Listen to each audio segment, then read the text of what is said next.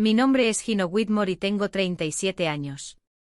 Mi marido me engañó y me dijo que debería agradecerle que me dejara ir, porque lo estaba frenando en su camino al éxito. Solo sonreí con ironía. No tenía idea de que estaba a punto de ganar millones el día después de que los papeles del divorcio fueran definitivos. Y su preciada independencia le iba a costar más de lo que su orgullo podía soportar. Trabajo como directora de proyecto senior para una empresa de construcción comercial, lo que significa que mi vida siempre se ha regido por contratos, cronogramas, planes de contingencia y la silenciosa disciplina de pensar 5 movimientos por delante. No soy llamativa, no necesito serlo. Gano un buen sueldo, mantengo mis deudas bajas y construyo las cosas con cuidado. Mi instinto siempre ha sido mirar primero el riesgo, luego la recompensa. Probablemente por eso aguanté tanto tiempo con mi marido. Porque cuando estás programada como yo, puedes tolerar una cantidad sorprendente de inestabilidad emocional si aún puedes convencerte de que la estructura es sólida. Su nombre era Colin. Tenía 35 años, trabajaba en marketing para una marca de estilo de vida y poseía un encanto que podía resultar embriagador cuando te era dirigido, y vagamente agotador cuando no lo era. Llevábamos 11 años juntos, 8 de casados, sin hijos. Éramos dueños de una casa sólida en un suburbio de rápido crecimiento, no extravagante, pero inteligente, estable y cada vez más valiosa. La hipoteca estaba a nombre de los dos. Yo manejaba la mayor parte de la arquitectura financiera. Él se encargaba de la estética, los colores de pintura, los muebles, los arreglos de mesa festivos, la versión de la vida que podías fotografiar desde el ángulo correcto y hacer creer a la gente que la facilidad era algo natural.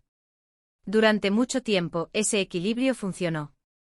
Luego, en los últimos 2 años, algo en él cambió.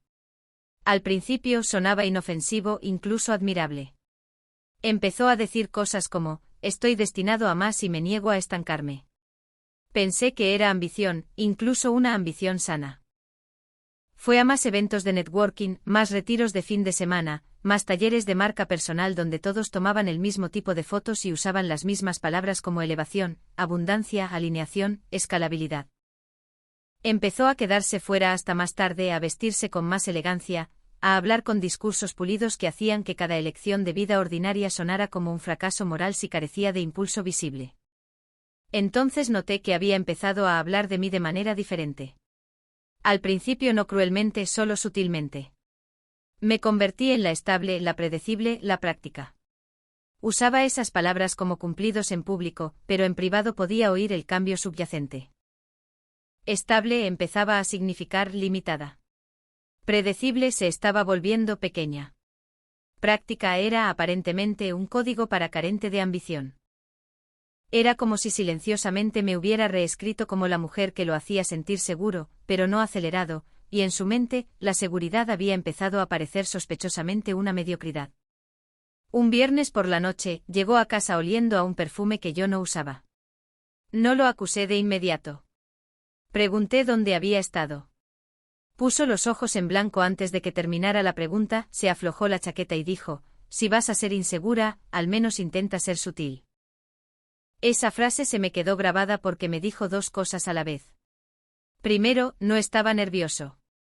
Segundo, ya había decidido que mi duda era el problema, no su comportamiento. 2 semanas después vi los mensajes de texto. No porque los buscara, no porque me hubiera convertido en la esposa desconfiada hurgando contraseñas en la oscuridad. Dejó su teléfono boca arriba en la encimera de la cocina mientras se duchaba, y la pantalla no dejaba de encenderse con mensajes de alguien guardados solo como de. Los mensajes no eran vagos. Eran íntimos de esa manera arrogante y demasiado confiada que la gente adquiere cuando cree que el resultado emocional ya estaba asegurado. Había comentarios en tiempo futuro, chistes privados, pequeñas referencias a tiempos y próximos pasos. No era un coqueteo al borde de la línea. Ya estaba sobre la línea, cómodamente instalado allí. Cuando lo confronté, no negó nada de ello. Esa fue quizás la parte más extraña. Se recostó en su silla en la mesa de la cocina como si hubiera estado esperando la revelación y casi se sintió aliviado de dejar de fingir inocencia. Luego me miró con una calma asombrosa y dijo algo que todavía escucho con su tono exacto, deberías agradecerme que te deje ir. Me impedías tener éxito. No arrepentido, no a la defensiva, ni siquiera enfadado. Lo enmarcó como si me estuviera haciendo un favor. Dijo que se sentía atrapado en la previsibilidad, que yo vivía la vida de manera demasiado pequeña, que estar casado con alguien que valoraba la estabilidad por encima de la expansión había empezado a sofocar su crecimiento. Dijo que la mujer del mensaje de texto, Dana, entendía su ambición. Ella no se sentía amenazada por el impulso, no necesitaba que todo se redujera a la gestión de riesgos y planes a 5 años. Recuerdo mirarlo y notar algo que importaba más que la infidelidad misma, no estaba arrepentido. Estaba convencido. Convencido de que me había superado, convencido de que era el personaje principal de alguna historia privada de reinvención, convencido de que dejarme por un futuro más brillante no era traición, sino evolución. En su mente ya había revisado el matrimonio convirtiéndolo en un escalón que valientemente había superado. No grité. No rogué. No pregunté si Dana valía la pena como para echar a perder 11 años. Solo lo miré, dejé que el silencio se extendiera y sonreí con ironía. Porque en ese momento se me ocurrió algo muy específico. Él estaba obsesionado con la imagen, el impulso, el momento oportuno. Pensaba que la velocidad lo hacía poderoso, pensaba que las salidas decisivas lo hacían superior. Y los hombres así rara vez entienden que lo que más adoran también puede ser lo que los destruye. No lo alargó. 3 días después de decirme que debería estar agradecida de que me liberara, presentó la demanda de divorcio. Sin separación previa, sin terapia, sin periodo de enfriamiento, directamente al divorcio. Volvió a casa esa tarde con una carpeta de manila y la dejó en la encimera de la cocina como un trofeo. Ya hablé con un abogado, dijo. Es más limpio así. Limpio. Esa fue la palabra que usó mientras desmantelaba un matrimonio. Explicó con sorprendente compostura que alargar las cosas solo crearía carga emocional y ralentizaría su trayectoria. Tenía oportunidades en fila, impulso que mantener. Quería una ruptura limpia para poder moverse sin fricción. Pregunté si se trataba de Dana. Él tampoco lo negó. Ella entiende a dónde voy, dijo. No tiene miedo al crecimiento. Casi me río. Aparentemente construir activos estables, gestionar la deuda con sensatez y mantener una vida sólidamente establecida debajo de nosotros era ahora una señal de que yo me sentía amenazada por el crecimiento. Aparentemente una mujer que evitaba el colapso era ahora una carga, porque el colapso se veía aburrido en las fotos. Ya había empezado a decir a la gente que el divorcio era mutuo, que habíamos evolucionado en diferentes direcciones. Siempre fue cuidadoso con la imagen pública. Públicamente quería una separación elegante. En privado, su tono era más cortante. Estás cómoda siendo promedio, me dijo una noche mientras revisábamos papeleo en la mesa. Yo no soy promedio. No me había dado cuenta de que pagar la hipoteca a tiempo, planificar nuestra jubilación, gestionar nuestro riesgo y dar estructura a nuestra vida se había traducido silenciosamente en promedio en su cabeza. Cuando llegó la documentación formal, leí cada página cuidadosamente. No había trampas ocultas. División estándar, venta de la casa, reparto de las ganancias, contribuciones de jubilación divididas justamente según los años de matrimonio. No estaba tratando de llevarse más. Eso casi lo empeoró. No quería explotarme a través del divorcio. Quería salir de mi vida lo suficientemente rápido como para alcanzar la fantasía que creía que le esperaba al otro lado. En nuestra primera reunión con los abogados, dijo algo que hizo que incluso su propio abogado se removiera en su silla. Esto es lo mejor que le podría pasar a Jan, dijo Colin suavemente. Necesita estar incómoda. Como si la incomodidad fuera un regalo que él estaba entregando generosamente. Firmé donde tenía que firmar. La casa salió al mercado en 2 semanas.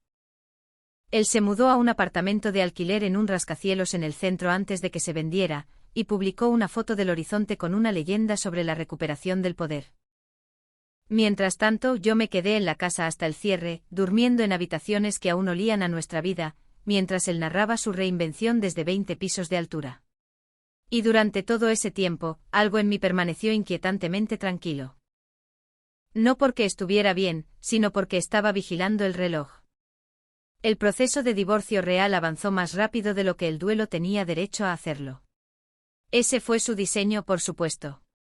A Colin le gustaba todo lo que se sentía eficiente siempre y cuando la eficiencia le sirviera. Quería movimiento, firmas, lenguaje decisivo, puertas cerrándose limpiamente a sus espaldas para poder llamarlo impulso en lugar de cobardía. La velocidad se convirtió en parte de su narrativa. No estaba abandonando un matrimonio, estaba optimizando su futuro. En público fue cuidadoso. Esa parte le importaba casi tanto como el propio abandono. Dijo a sus amigos que simplemente habíamos crecido en diferentes direcciones, dijo a sus colegas que era mutuo, desafortunado, pero maduro. Dijo a cualquiera que importara profesionalmente que él y yo aún nos respetábamos, que algunos matrimonios simplemente llegan a un punto en el que ambas personas merecen espacio para ser más ellos mismos. Era pulido, considerado, socialmente elegante. En privado, era más cortante. Ahí fue donde salió la verdad. Siempre me vas a mantener en mi sitio, dijo una tarde mientras estaba de pie en el comedor medio vacío, con las manos en los bolsillos, mirando el cartel de vendido en la entrada a través de la ventana como si fuera un premio. Simplemente no me di cuenta de cuánto. Recuerdo la forma en que el atardecer golpeaba el cristal en ese momento, volviendo la habitación dorada de una manera que casi se burlaba de la fealdad de lo que decía. Mantenerte en tu sitio, repetí. Él asintió una vez, completamente serio. Estás tan enfocada en la estabilidad que dejaste de entender la expansión. Expansión. Esa palabra otra vez, todas esas palabras de taller, crecimiento, impulso, alineación, abundancia. Hablaba como un hombre que había inhalado cientos de paneles motivacionales y salido convencido de que la lealtad era un peso muerto si carecía de glamour. Le pregunté una vez no porque necesitara la respuesta, sino porque quería escuchar cómo lo justificaba con su propia voz, ¿alguna vez fui tu compañera, o solo el capítulo que superaste? Me miró durante un largo segundo y luego dijo, eras lo que necesitaba entonces. Esa fue quizás la cosa más cruel que dijo en todo el divorcio. No porque fuera ruidosa, sino porque era limpia, precisa, una frase como un bisturí. Me dijo que en su mente nuestro matrimonio ya había sido archivado, útil, fundamental quizás, pero ya no valioso ahora que él había decidido que la próxima versión de sí mismo requería una audiencia diferente. Los abogados movieron todo exactamente como se presentó.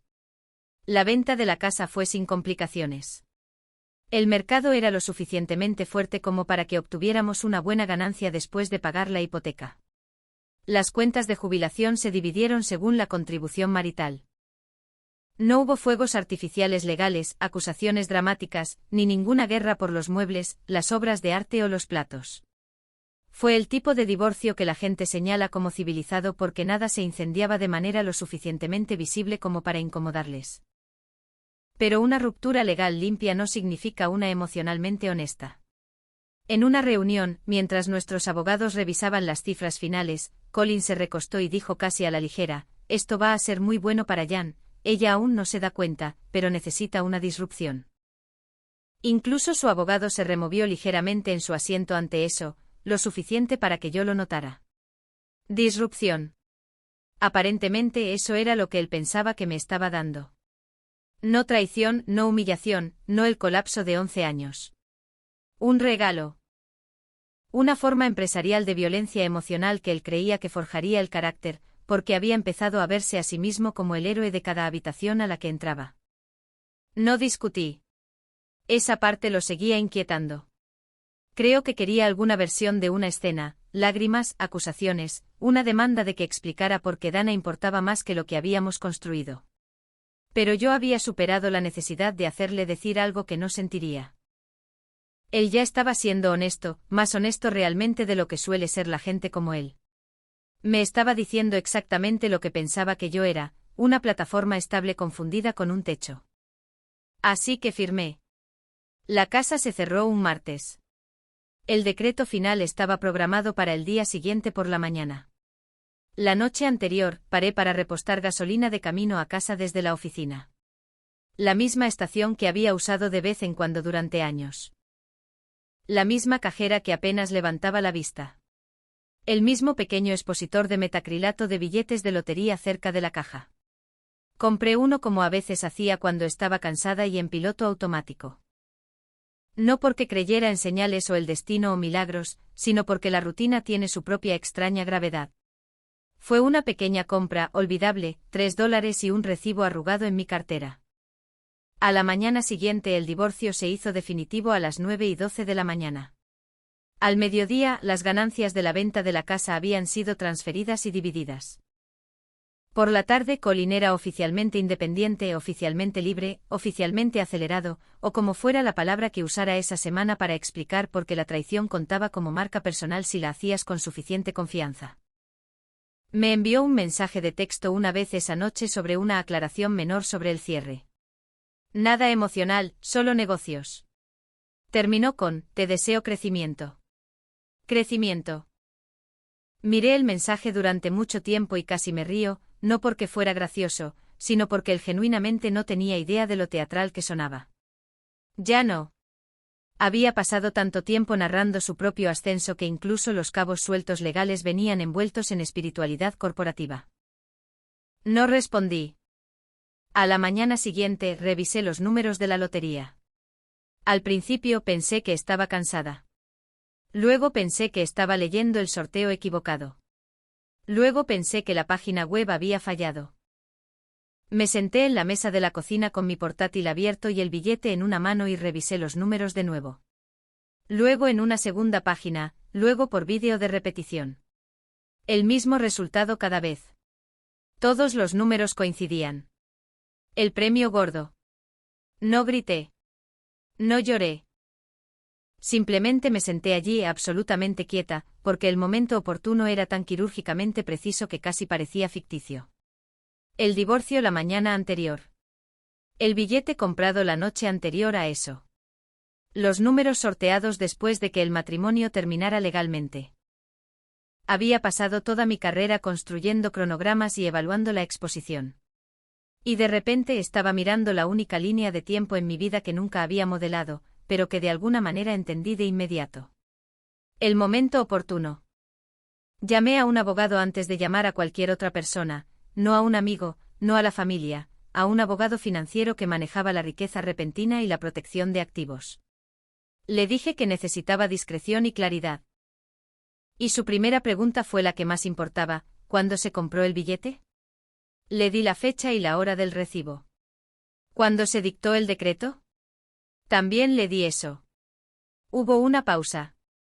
Luego dijo: felicidades, eso es completamente tuyo. Me recosté en mi silla y dejé que la frase se asentara. No nuestro, no marital, no divisible, mío. La razón era simple y devastadora, como a menudo lo son las verdades legales simples en nuestro estado. Las ganancias de la lotería se tratan como propiedad en el momento de la realización. No en el momento en que una persona esperanzada compra el papel. Los números fueron sorteados después de que el divorcio fuera definitivo. Sin reclamación conjunta, sin reclamación marital, sin discusión. Colgué y me quedé sentada allí.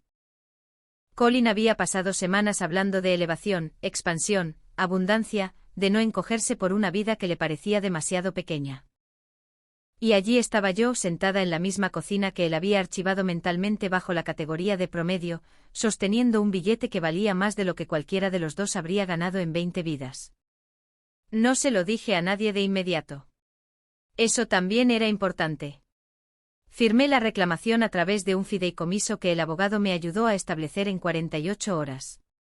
Afortunadamente un estado anónimo, sin rueda de prensa, sin fotos con cheques gigantes, sin revelación dramática. En cuestión de días, tenía reuniones programadas con 2 planificadores financieros y un especialista en protección de activos. La porción inicial del pago se movió a cuentas diversificadas antes de que la mayoría de la gente en mi vida supiera que había ganado algo. Mientras tanto, Colin probablemente estaba en el balcón de su rascacielos con la luz del horizonte reflejándose en el cristal, celebrando su independencia con la certeza de un hombre que creía haber calculado todo perfectamente. Se equivocó por un día y un día, resulta, puede separar la división justa de la exclusión permanente. Una semana después, la noticia salió en las noticias locales. No mi nombre, no el fideicomiso, nada lo suficientemente descuidado como para exponerme directamente, pero se nombró la gasolinera, se nombró el condado y la cantidad del premio gordo se hizo pública. Cualquiera que conociera mis rutinas lo suficientemente bien, y Colin las conocía casi vergonzosamente bien después de 11 años, podía hacer las cuentas si estaba motivado. Él estaba motivado. Mi teléfono se encendió con el número que había borrado, pero que reconocí al instante. Lo vi sonar una vez, luego detenerse. Un minuto después volvió a sonar. El mismo número. Lo dejé sonar 2 veces más antes de contestar a la cuarta llamada. No dijo hola. Solías parar en esa gasolinera todo el tiempo, dijo. No acusación, sino cálculo. Me quedé en silencio. El billete se compró la noche anterior al sorteo, continuó, su voz demasiado controlada, demasiado cautelosa. Ahí es cuando solías cargar gasolina de camino a casa. Solías. Interesante palabra. Le pregunté qué quería. Hubo una pausa y luego su tono cambió, se suavizó, se calentó, se convirtió en algo que no había oído en meses porque solo había salido cuando necesitaba algo de mí. Jan dijo suavemente, por favor, dime que no ganaste eso, no porque esperara que no lo hubiera hecho, sino porque necesitaba confirmación antes de elegir su estrategia. No respondí directamente. Le pregunté por qué importaba. Él exhaló lentamente. Porque si lo hiciste, el momento es una locura. Sí, dije, lo fue. Empezó a hablar más rápido entonces, como si pudiera superar la realidad si superponía suficiente razonamiento sobre ella. Todavía estábamos legalmente casados la noche que lo compraste. Lo corregí con calma. El decreto se dictó a la mañana siguiente, pero la compra ocurrió antes de eso, dijo, así que técnicamente. Fue entonces cuando supe que ya había empezado a buscar en Google, ya había empezado a construir una estrategia. Le dije que había hablado con un abogado. Largo silencio. Luego preguntó muy cuidadosamente, ¿y no es propiedad conyugal? Silencio absoluto después de eso.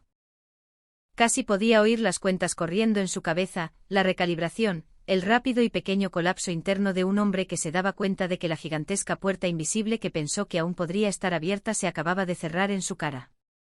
Intentó reír. Eso no puede ser correcto. Lo es. Otra pausa. Luego la calidez regresó más fuerte, ahora recubierta de arrepentimiento, tan repentina que habría sido insultante si no fuera tan reveladora. Jan dijo suavemente, nunca quise hacerte daño así. Ahí estaba. La revisión llegando a la velocidad del mercado. Dijo que había estado bajo presión. Dijo que estaba confundido. Dijo que el éxito había distorsionado su perspectiva. Dijo que quizás habíamos apresurado el divorcio. ¿Apresurado? El mismo hombre que presentó la demanda 3 días después de decirme que debería estar agradecida de que me liberara, de repente estaba preocupado por la prisa. No levanté la voz. No alardeé. Solo dije, fuiste muy claro sobre el momento oportuno. Me preguntó si podíamos vernos. Me negué. Dijo que necesitábamos hablar de esto como adultos. Dije, lo hicimos cuando presentaste la demanda. Se quedó en silencio de nuevo, y esta vez el silencio se sintió diferente, más delgado, más honesto a su manera. Por primera vez desde que lo conocí, escuché algo que casi sonó a arrepentimiento, pero no por la infidelidad, ni por la crueldad, ni por reescribirme como una limitación para que él pudiera sentirse valiente al irse, sino por haber calculado mal. Fue entonces cuando la verdad más profunda se asentó. Su independencia nunca había sido realmente sobre la libertad. Había sido sobre una mejora. Y ahora se estaba dando cuenta de que se había alejado del activo equivocado un día demasiado pronto. A la mañana siguiente recibí un correo electrónico de su abogado. El asunto era casi divertido en su contención, aclaración sobre el momento de los bienes conyugales. No era agresivo. Todavía no. Exploratorio. Querían confirmación de la marca de tiempo de la compra del billete. Confirmación de la entrada del decreto. Confirmación de si el activo se había realizado antes o después de la disolución legal. Traducción, ¿hay alguna posibilidad? Mi abogado se encargó. Respondió con copias certificadas del decreto, la fecha y hora de entrada, y un resumen claro de la ley aplicable. En nuestro estado, las ganancias de la lotería se convierten en propiedad en el momento de la realización, no en el momento en que una persona cansada compra un billete con gasolina y una botella de agua. Los números fueron sorteados después del divorcio. Fin de la pregunta. Limpio, legal, terminado. Colin volvió a llamar esa noche. Esta vez se saltó la calidez. ¿Sabías que el premio gordo era alto cuando compraste ese billete, verdad? Sí. Entonces técnicamente tomaste esa decisión mientras aún estábamos casados. Me recosté en el sofá y miré por la ventana oscura de mi salón. Compré un billete de $3, no un fondo de cobertura. Él no se rió. En cambio, cambió de nuevo intentando adoptar la moralidad como si eso pudiera encajar mejor que la ley. Construimos 11 años juntos, dijo. ¿No crees que merezco una parte de esto? Ahí estaba, no una disculpa. El derecho reformulado como equidad.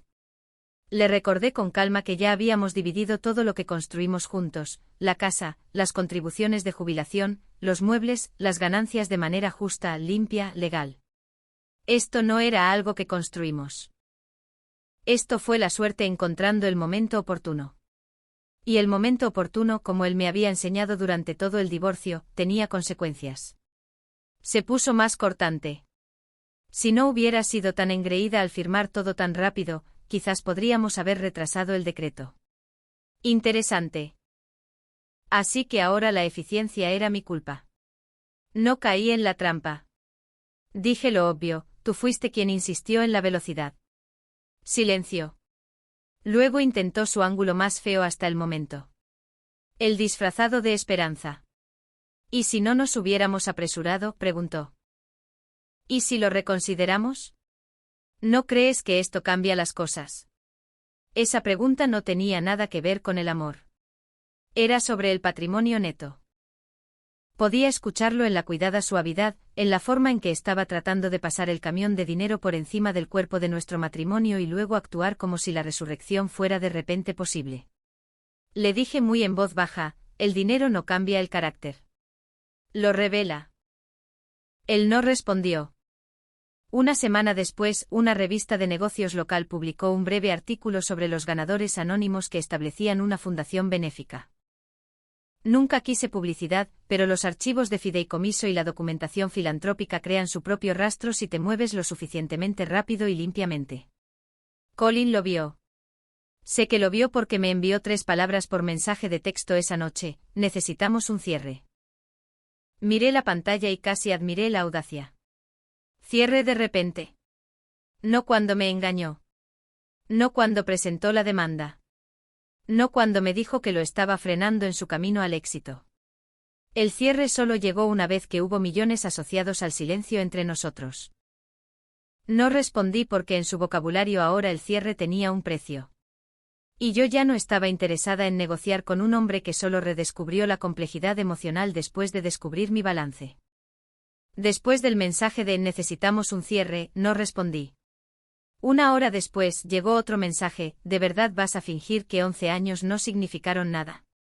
Miré la pantalla durante un largo momento. No porque me conmoviera, sino porque la frase era tan reveladora. Por supuesto, los años significaron algo. Habían significado una hipoteca a rutinas, hábitos, vacaciones, lealtades silenciosas, compromisos diarios, todo el andamiaje poco glamoroso de la vida adulta. Pero esos años ya habían sido legalmente valorados, divididos y cerrados. Lo único recién introducido en la ecuación era un número con muchos ceros adjuntos. Y de repente él estaba hablando el lenguaje de la historia. La historia, había aprendido, se vuelve muy cara cuando la suerte entra en la habitación. No se detuvo en los mensajes de texto. A la mañana siguiente hubo correos electrónicos, largos, estratégicos, no emocionales exactamente, pero disfrazados para sonar así. Escribió sobre lo que habíamos construido, sobre si la equidad siempre tenía que significar legalidad, sobre si la responsabilidad moral podría requerir una conversación diferente a la que nuestros abogados ya habían concluido. Esa frase me llamó la atención, responsabilidad moral, porque la gente como Colin solo descubre la moralidad cuando necesita reabrir una puerta cerrada. Luego vinieron los intentos sociales. Un amigo en común me envió un mensaje para preguntar si había hablado con él. Otro llamó y dijo que parecía abrumado y que no era el mismo. Una persona incluso dijo: creo que se arrepiente de cómo sucedió todo. Arrepentimiento. Otra palabra que había llegado asombrosamente tarde. No lo ataqué. No revelé las líneas privadas más feas, los comentarios sobre ser promedio, la forma en que había enmarcado mi estabilidad como un peso muerto. Simplemente mantuve mis respuestas simples, ambos tomamos decisiones. Eso fue suficiente. Un amigo, quizás el único verdaderamente honesto del grupo, dijo en voz baja mientras tomábamos café, él no pensó que te recuperarías así. Esa frase se me quedó grabada. No por el dinero, sino por la suposición subyacente. Él había asumido que era el impulso en nuestro matrimonio. Había asumido que su ambición era el sistema meteorológico, y yo era el mobiliario dentro de él, útil, de apoyo, pero no duradera de forma independiente. Había confundido mi estabilidad con dependencia, porque desde su ángulo, solo el esfuerzo visible contaba como fuerza. Ahora la comparación ya no funcionaba, y él no sabía cómo vivir con la nueva matemática. Al tercer día de su acercamiento, entendí algo muy claramente. Mientras dejara algún canal abierto, él trataría esa apertura como terreno negociable. No porque todavía me amara. Quizás una parte de él siempre lo haría, de la manera superficial y egoísta en que la gente ama las estructuras que alguna vez los sostuvieron. Pero eso no era lo que estaba sucediendo aquí. No se estaba acercando para reconciliarse.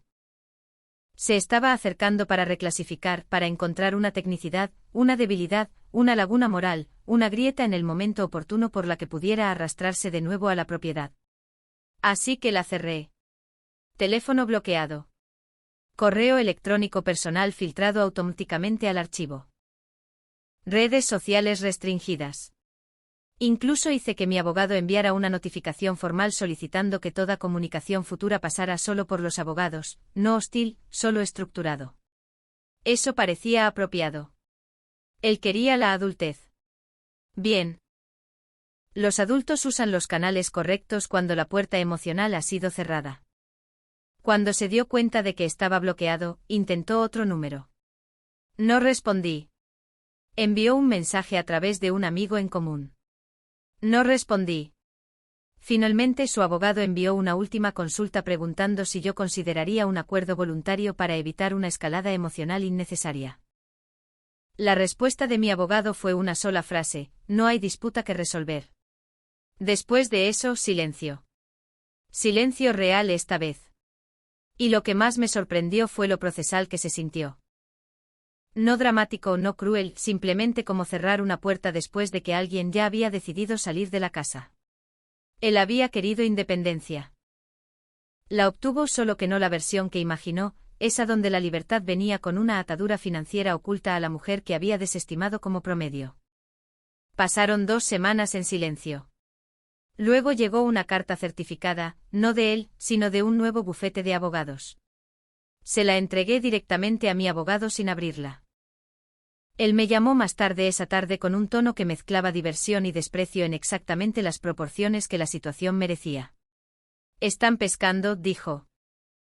Aparentemente la nueva representación de Colin estaba explorando si podría haber motivos para impugnar el momento del decreto basándose en una anticipación financiera no revelada. En lenguaje sencillo, estaban sugiriendo la idea de que yo podría haber tenido razones para creer que estaba a punto de ganar, y por lo tanto había ocultado de alguna manera un activo conyugal inminente. Como si comprar el mismo patrón de billete que ocasionalmente había comprado durante años contara como información privilegiada. Mi abogado me hizo una pregunta: ¿sabías que ibas a ganar? No. Él se rió suavemente una vez. Bien. Entonces no tienen nada. Preparamos una respuesta de todos modos. Corta, clínica e impersonal, marca de tiempo de la compra del billete, marca de tiempo del sorteo, entrada del decreto, registro, cadena limpia de tiempos, sin ambigüedad, sin lugar para la actuación. El otro bufete se echó atrás en una semana. Ahí fue cuando el esfuerzo legal murió. Lo que vino después fue más social que formal. Amigos en común comenzaron a intentar ablandarlo para mí. La redacción casi siempre era cuidadosa, parece abrumado. Dice que el rascacielos es mucho. Se arrepiente de lo rápido que pasó todo. No se dio cuenta de lo que estaba perdiendo. Esa última me interesó porque no creo que el dinero fuera lo que realmente no logró entender. El dinero solo hizo que su cálculo erróneo fuera imposible de ocultarse a sí mismo. Lo que realmente había perdido era la estructura invisible de una vida que funcionaba, la planificación, la estabilidad, la persona a su lado que sabía cómo mantener un futuro en su sitio mientras él narraba uno. Él había confundido esa estructura con una limitación porque no era lo suficientemente glamorosa como para emocionarle. Ahora estaba viviendo dentro de su ausencia. No caí en ninguna de las trampas. Me concentré en mi vida en su lugar, nuevas inversiones en propiedades, cuentas diversificadas, papeleo de la fundación, reuniones importantes, decisiones tranquilas, sin coches llamativos, sin fotos del horizonte, sin una versión de la riqueza que necesitara una audiencia para sentirse real. Eventualmente compré una casa nueva, pero no una construida para mostrar éxito, sino una construida sólidamente como me gustaban las cosas, habitable, tranquila, estructural. No necesitaba que la suerte se convirtiera en identidad, necesitaba que se convirtiera en oportunidad. 3 meses después de la última consulta legal, me lo encontré por casualidad en un restaurante del centro. Estaba solo. Esa fue la primera sorpresa. La segunda fue que por un momento casi no lo reconocí. No porque se viera radicalmente diferente, sino porque la energía a su alrededor había cambiado. Colin siempre se había movido por las habitaciones como si estuviera audicionando para su propio futuro, escaneando, calibrando, actuando sutilmente. Esa noche se veía cansado, no destrozado, no roto, solo real de una manera que no había visto en años. Él me vio unos 30 segundos después de que yo lo notara. Hubo una pausa y casi pude ver la decisión cruzando su rostro, acercarse o evitar, controlar o aceptar. Luego se acercó. Hola, dijo. Fue el primer saludo normal que habíamos intercambiado en meses. Asentí. Hola. Me preguntó si tenía un minuto. Dije que sí. Y mientras nos acercábamos a la ventana, ligeramente apartados del mostrador del anfitrión, me di cuenta de que la guerra legal podría haber terminado, pero otro tipo de ajuste de cuentas finalmente lo había alcanzado. De cerca parecía menos pulido de lo que estaba acostumbrada. No despeinado, Colin nunca se permitiría desmoronarse por completo en público, pero el acabado había desaparecido. Sin estilo de diseñador, sin una facilidad afilada y curada. La confianza de alto brillo que solía precederle en cada habitación se había desgastado lo suficiente como para que finalmente pudiera ver al hombre debajo de ella, cansado, más callado, casi avergonzado de sí mismo. Por un segundo ninguno de los dos dijo nada. El restaurante a nuestro alrededor permaneció bellamente indiferente. Los vasos tintinearon. Alguien rió cerca del bar. El anfitrión pasó las páginas de un libro de reservas. La vida, como siempre, se negó a detenerse solo porque dos personas se habían prometido una vez la eternidad y luego la habían arruinado. Finalmente dijo, no me di cuenta de cuánta de mi confianza provenía de tener a alguien estable a mi lado. Esa frase me tomó por sorpresa, no porque fuera romántica, sino porque estaba más cerca de la honestidad que cualquier cosa que hubiera ofrecido durante el divorcio. No respondí. Miró hacia abajo brevemente, luego de nuevo hacia mí. Cuando me fui pensé que me estaba adentrando en algo más grande, algo más rápido, pero en su mayoría me estaba alejando de la única estructura de mi vida que realmente me sostenía. No había actuación esta vez. Sin pulido para la audiencia. Solo un hombre parado en un restaurante intentando, quizás por primera vez en años, usar lenguaje sencillo. Eso importó más de lo que lo habría hecho una disculpa. Admitió que Dana no había durado. Aparentemente la ambición suena hermosa en un hilo de mensajes de texto y mucho menos glamorosa cuando tiene que sobrevivir a la vida cotidiana. Admitió que el rascacielos había sido más tarjetas de crédito y contratos a corto plazo que poder y reinvención. Admitió que había confundido el movimiento con el progreso, la exposición con el crecimiento, el desapego con la elevación. Y dijo algo más también, algo que explicó casi todo sin excusar nada de ello. Pensé que el éxito significaba deshacerse de cualquier cosa que pareciera demasiado predecible. No entendí que algunas cosas son predecibles porque son fuertes. Esa frase se me quedó grabada porque era la primera vez que hablaba de estabilidad sin usarla como un insulto. Lo escuché en silencio y creo que ese silencio lo inquietó más de lo que lo habría hecho la ira. La ira, él sabía cómo responderla. La ira te mantiene en la misma habitación emocionalmente. Mi calma dejó claro que no estaba allí para reabrir la historia. Estaba allí porque la vida nos había colocado en el mismo restaurante y porque, por una vez, él estaba diciendo algo verdadero sin intentar convertirlo en algo más. Luego preguntó, ¿eres feliz? ¿No estás prosperando? ¿No eres más rica de lo que jamás imaginaste? ¿No has ganado felicidad? Me tomé un segundo antes de responder porque la respuesta real no era lo suficientemente llamativa para una película y demasiado verdadera para cualquier otra cosa. El dinero no creó paz, dije. Eliminó presión, asintió lentamente. Lo que creó paz, continué, fue no ser tratada como si me interpusiera en tu futuro. Eso le afectó. Lo vi en la forma en que su rostro se suavizó y se tensó al mismo tiempo, como si el arrepentimiento finalmente hubiera dejado de ser conceptual para volverse físico. Dijo muy en voz baja, lo manejé todo mal. No nosotros, no el momento, no la perspectiva. Yo. Eso era nuevo. Y como era nuevo, dejé que el silencio después de eso permaneciera intacto en lugar de apresurarme a llenarlo. Eventualmente dijo, si el momento hubiera sido diferente, ¿alguna vez piensas en eso? Por supuesto que sí. Cualquiera que diga lo contrario miente o actúa con estoicismo para extraños. Había pensado en ello más de una vez. Un día más y el dinero habría cruzado las líneas legales de manera diferente. Un día más y los contratos, no el carácter, habrían decidido la división. Un día más y su impaciencia le habría beneficiado en lugar de castigarle. Pero el momento oportuno nunca estuvo separado de quién era él. El momento oportuno fue producto de su urgencia, su certeza, su necesidad de moverse primero, salir rápido, controlar la narrativa antes de que algo complicado pudiera ralentizarlo. La diferencia de un día no fue aleatoria. Fue hecha. Así que le dije la verdad, el momento es parte de la historia. Él no discutió. Eso, más que nada, me dijo que había cambiado de alguna manera real. El viejo Colin lo habría reformulado, suavizado, redirigido la culpa a la ambigüedad. Esta versión de él simplemente asintió una vez y aceptó la frase como el veredicto que era. Luego dijo, espero que lo uses bien. No merezco una parte, no, ojalá las cosas hubieran sido diferentes, no podemos volver a hablar. Solo eso. Y por primera vez desde que nuestro matrimonio comenzó a colapsar, sentí que me hablaba a mí en lugar de al resultado que quería. Lo haré, dije. Me miró un segundo más, luego añadió, casi como si le debiera al universo una última corrección, tú no me estabas frenando. Ahí estaba. La contradicción de su crueldad original finalmente dicha claramente. No lo alabé por ello. El crecimiento no necesita una ovación de pie para ser real. Solo asentí. Regresó hacia la puerta un minuto después.